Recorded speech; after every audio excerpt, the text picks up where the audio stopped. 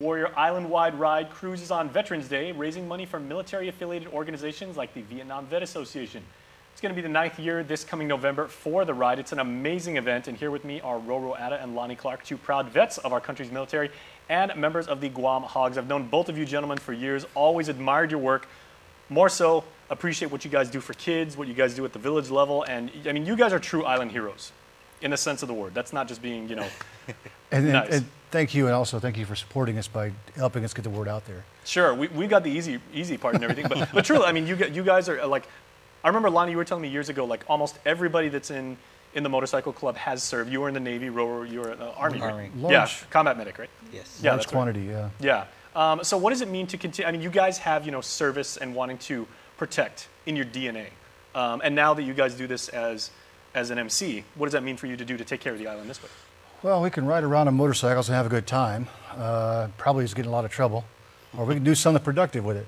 And it's kind of a way for us to enjoy each other's camaraderie and do something positive at the same time. Mm-hmm. All right, Roro, what is actually the, you know, when we say island-wide trek, everybody's like, okay, you know, they started to Mooning, ended to Mooning, but what is the exact route that you guys take?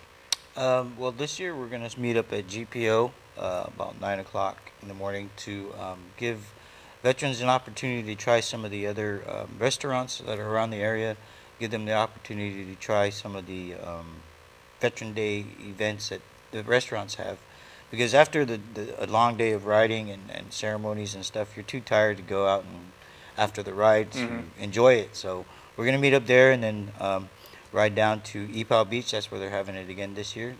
Last year was a great success. It was a beautiful area, a lot more parking. And then from there, we're going to discuss, we'll have our own ride back down to the VFW 1509 and Jigo for all the after events festivities. Mm-hmm. Now, this is one aspect of Veterans Day. I mean, it's such a time-honored, you know, holiday is kind of like the wrong word, but I mean, it's a day to appreciate, even though we do that around the clock. But as vets yourselves, and for people that came before you, and for people that are serving now, what does it mean to you to, you know, what wisdom can you pass? I can't think of better people I want to hang around with on Veterans Day than veterans. That's true. Mm-hmm. Yeah, I mean, it makes you feel back to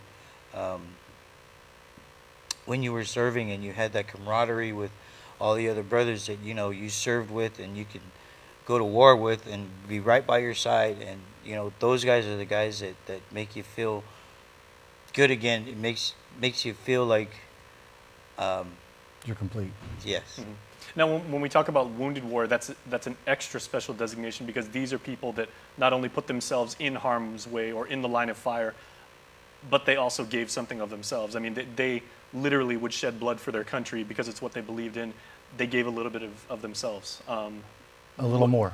Yeah, exactly. Yeah, exactly. I could not even begin to speak on, you know, what that level of commitment's like. But can you shed some light on that? Well, again, the terminology for, let me go to the history of this, if it actually make more sense. Yeah, absolutely. First couple of years we did this, it was a couple of active duty members that we had in our club, and a young sailor off the Frank Cable decided they wanted to do something here to replicate what the Wounded Warrior project does in the States. So we did that a couple of years, and it was successful, but it was small scale. You know, that was 10 years ago. We did everything a little smaller scale back 10 years ago.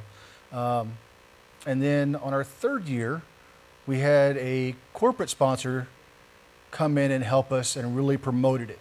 And we raised a lot of money, and 90% of the effort was done by the members of the clubs. But we had the corporate sponsor there to help get the word out there a little better, right? So we raised a lot of money, and we sent that money off to Wounded Warrior Project like we'd done the previous 2 years. The first 2 years, we didn't really expect anything because it was really, you know, we threw them some crumbs. It's really all we raised was crumbs. This third year, we raised a significant amount of money and didn't get a letter, didn't get a thank you, didn't get not even acknowledgement. And we're all sitting around right after that, I guess about 5, 6 months later, you know, we're waiting to give them a chance to make this right, and never heard nothing back. And I was like, you know what? Not a dime of that is coming back to Guam.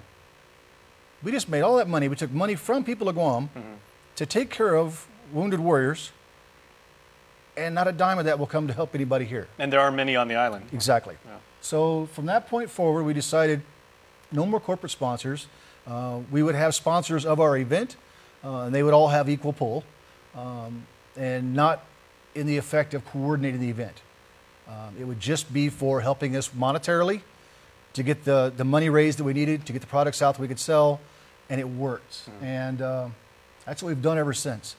And it's been huge. And now all the money stays here. All right. Okay. Well, if people would like to, if there are vets right now that, you know, would like to come and say thank you, or just, you know, talk to you guys, share stories, or even say, like, you know, I appreciate what you guys are doing, you know, for us, or I want to help out. I want to help my fellow brothers in arms. How can they do so? Best way to, almost everybody knows where we are on any given day. And one thing I want to make sure everybody understands is this, we've picked this up and ran with it, but we would not be able to do this without all the other clubs.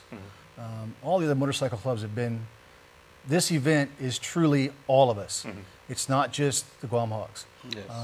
That's one thing we're really proud of, is the fact that we've kind of taken this and making it where it's not ours.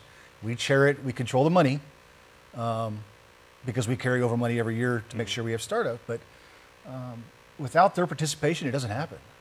And this year has been the biggest step up yet from another outside club, where they took care of our entire shirt program, where we didn't do anything except help design, which was really neat. Well, again, you continue to serve even to this day. So, gentlemen, we thank you so much. Thank you. Thank you. All right. Best of luck with your event.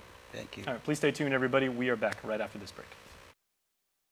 Ram Power Days is here, and right now at Cars Plus in Mighty, you can save up to $11,500 on a new Ram 1500. Cars Plus has a great selection of regular cabs, crew cab eco diesels, even quad cabs. 1.99 APR financing